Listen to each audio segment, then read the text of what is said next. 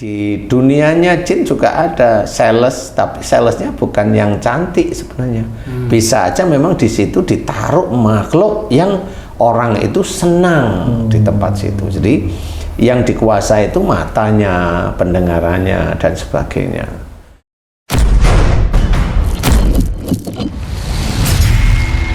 Bismillahirrahmanirrahim. Assalamualaikum warahmatullahi wabarakatuh. Waalaikumsalam warahmatullahi wabarakatuh. Amin ya rabbal alamin. Para pemirsa dan sahabat beriman dimanapun berada, kita jumpa lagi di Ustadz Danu Official Channel. Semoga kita selalu dalam lindungan Allah Subhanahu wa Ta'ala. Amin ya rabbal alamin. Pada kesempatan kali ini kita akan ngaji lagi bersama guru kita semua, Pak Ustadz Danu. Assalamualaikum Pak Ustadz. Waalaikumsalam warahmatullahi wabarakatuh. Amin ya rabbal alamin. Pak Ustadz, saya mau cerita sedikit nih Pak Ustadz mengenai teman saya nih. Jadi teman saya ini dia seorang pedagang lah gitu Pak Ustadz, wira swasta ya. Dia jualan. Kemudian ya laris lah jualannya Pak Ustadz, laris, lumayan lah dia dapat apa namanya itu, dapat rezeki dari penghasilan dari jualan itu. Nah, suatu ketika dia berpikir-pikir ya, karena entah apa ya yang membuat teman saya itu ketakutan gitu Pak Ustadz. Cerita sama ya laris. Kenapa ketakutan? Nah, cerita sama saya, dia bilang dia itu menyadari bahwa usaha dia yang demikian maju itu dia menggunakan penglaris Pak Ustadz. Jadi dia pernah minta lah di seseorang itu ya untuk agar jualannya dia menjadi laris dan banyak rezeki, ya dia akui. Nah, dan sekarang dia mulai ketakutan gitu Pak Ustadz. Saya tanya, kamu kenapa? Dia takut masuk neraka Pak Ustadz. Jadi dia tahu itu tidak benar gitu ya. Cuman dia perlu apa itu Pak Ustadz, perlu sesuatu atau seseorang yang menyampaikan untuk menguatkan dirinya itu loh, supaya dia oke, benar ini dia salah. Dan dia pengen tanya gimana itu caranya dia sekarang mau melepas dari kebiasaan dia menggunakan itu Pak Ustadz. Intinya dia takut masuk neraka, itu intinya Pak Ustadz. Mohon penjelasan dari Pak Ustadz. Iya. Bismillahirrahmanirrahim. Assalamualaikum warahmatullahi wabarakatuh. Waalaikumsalam warahmatullahi wabarakatuh. Amin ya rabbal alamin.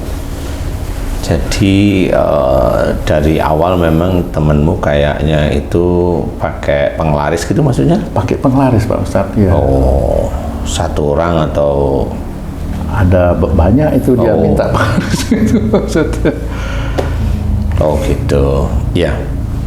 Kalau dia sudah paham bahwa itu syirik, ya alhamdulillah, berarti dia mendapatkan hidayah dari Allah Ta'ala. Memahami bahwa yang dilakukan syirik itu hidayah dari Allah. Jadi mengawali dia itu paham tentang syariat Islam walaupun melalui dosa yang pernah dia lakukan.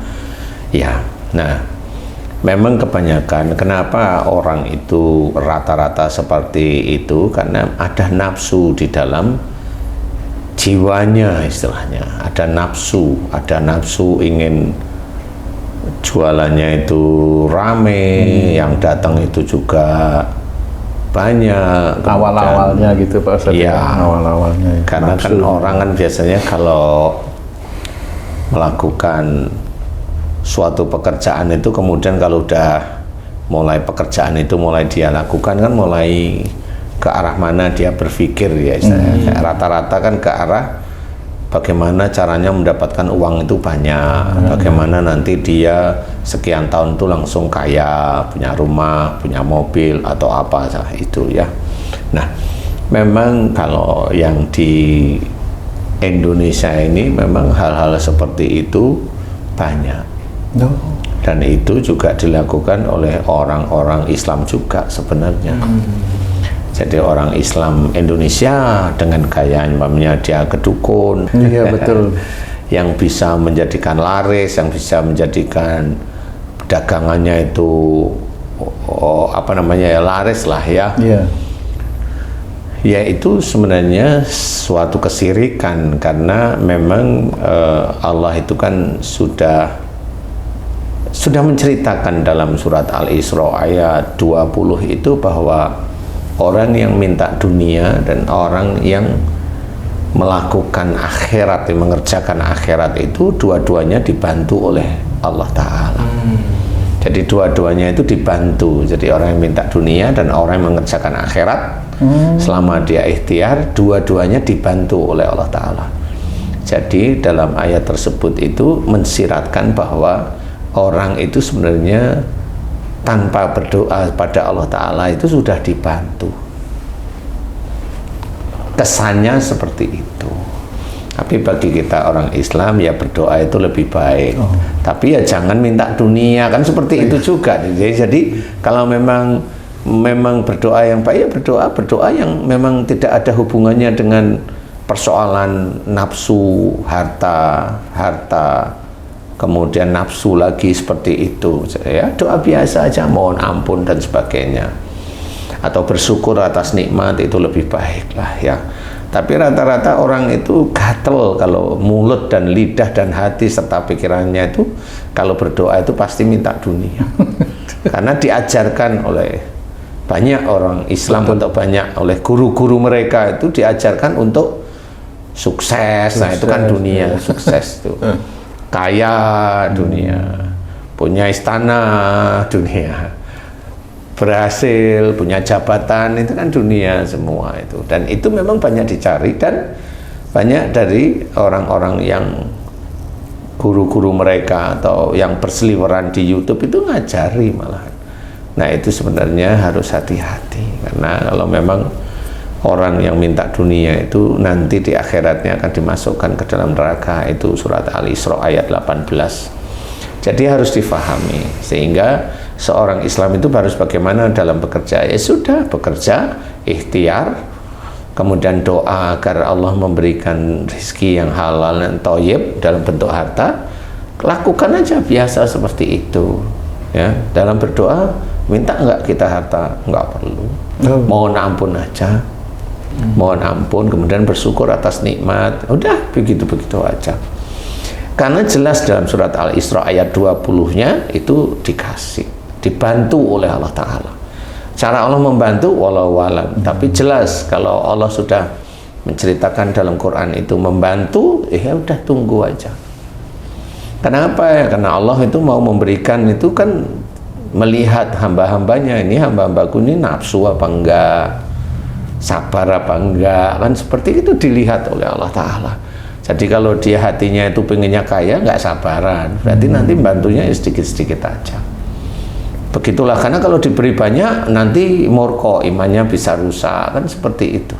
Jadi banyak hal yang harus kita ketahui. Nah, bagi temenmu yang tadi itu bercerita seperti itu, bisa aja sebenarnya yang memberikan rezeki itu ya bisa aja Allah. Tapi bisa aja salesnya itu ya para jin, para dajjal, itu salesnya. Bisa gitu ya Pak Ustaz? Ya sales itu gimana sih, kan gitu ya. Sales Allah juga tetap membantu. Ya, kalau bercerita pelan-pelan begini, sebenarnya bisa aja itu, kan kita nggak tahu nih ya. Sebenarnya itu bisa aja satu bantuan dari Allah bisa. Ya, yang kedua bisa aja salesnya para jin sama dajjal bisa. Sales itu maksudnya gimana? Nah, namanya pengasihan itu sekarang gini, kalau di toko-toko itu kan ada namanya sales.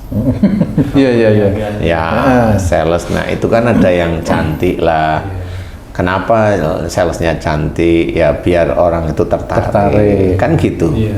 Kemudian di dunianya jin juga ada sales, tapi salesnya bukan yang cantik sebenarnya. Bisa aja memang di situ ditaruh makhluk yang orang itu senang di tempat situ. Jadi Yang dikuasai itu matanya, pendengarannya, dan sebagainya. Itu sales seperti itu. Kemudian makhluknya apa? Macam-macam. Ya bisa aja jin yang berparas cantik bisa. Jadi ngelihat situ seneng pengen masuk. Kemudian jin yang anak-anak, dia tugasnya gandengin ibu-ibu seperti itu. Jadi walaupun orang itu nggak lihat ya. Ya. Perasaannya. Jadi aja. perasaan aja. Jadi dia nggak lihat, enggak, tapi perasaannya pengen ke situ. Kemudian udah pengen itu seneng dia di situ, kemudian membeli.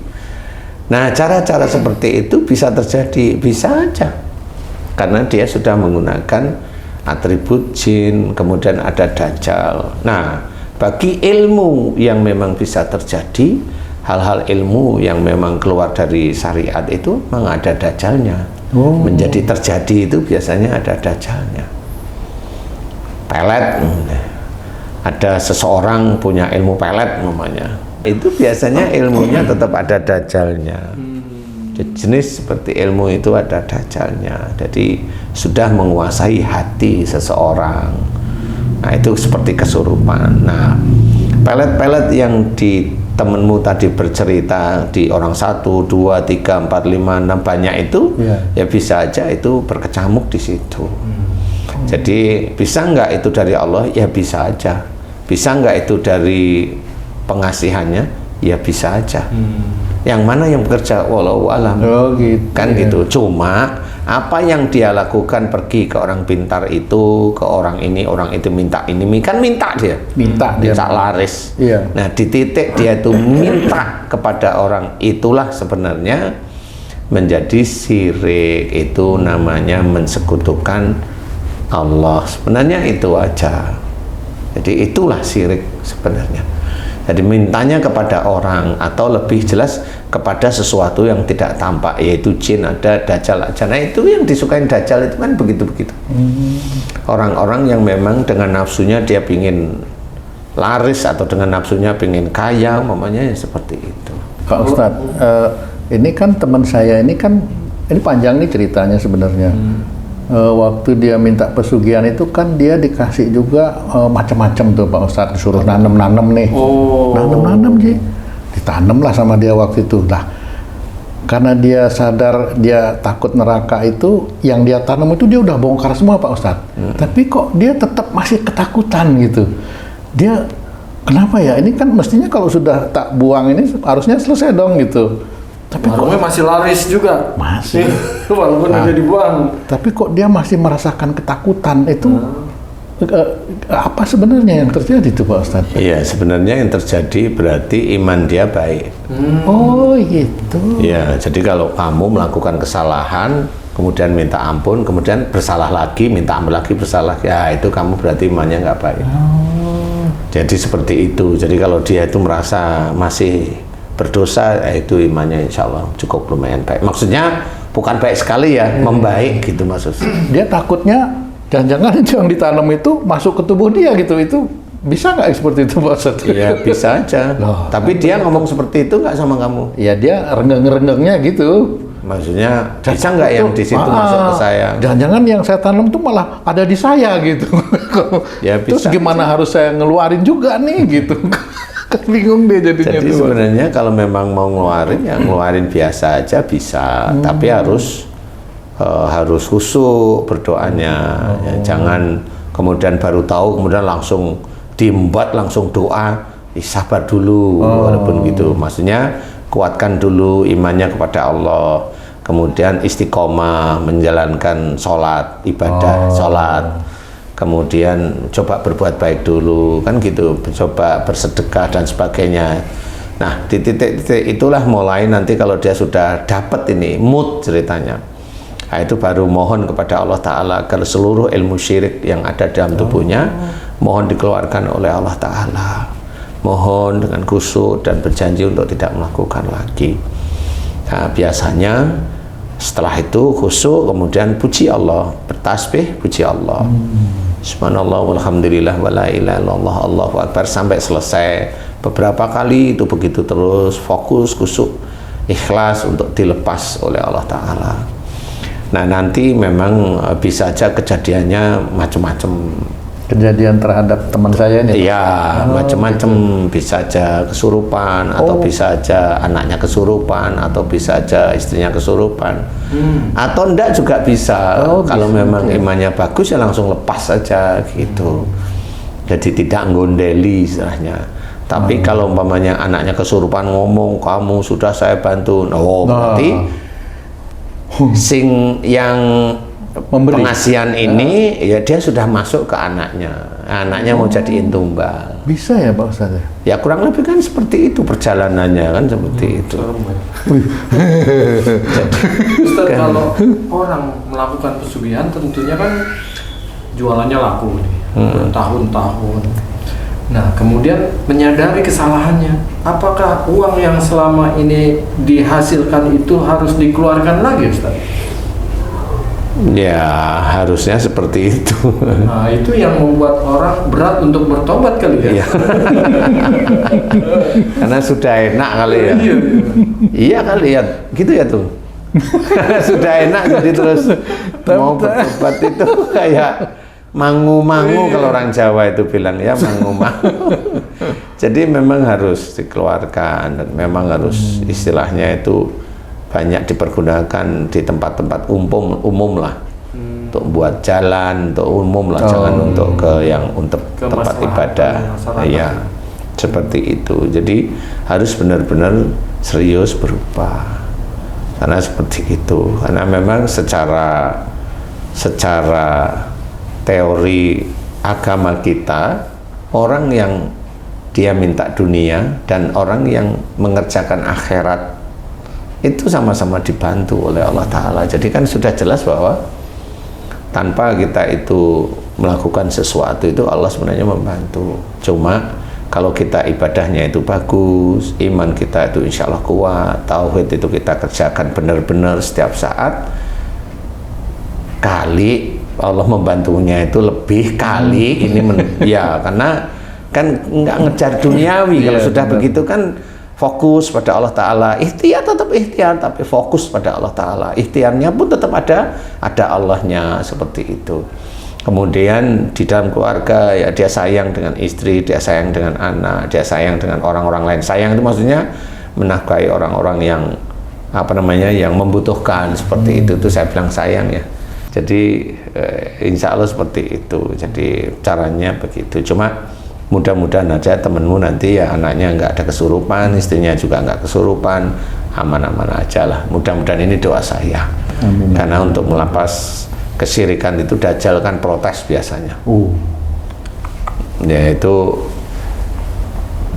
risiko lah. Iya risiko ya. Iya risiko ya, normal-normal aja, cuma nanti ya coba aja kan gitu kan, belum dicoba.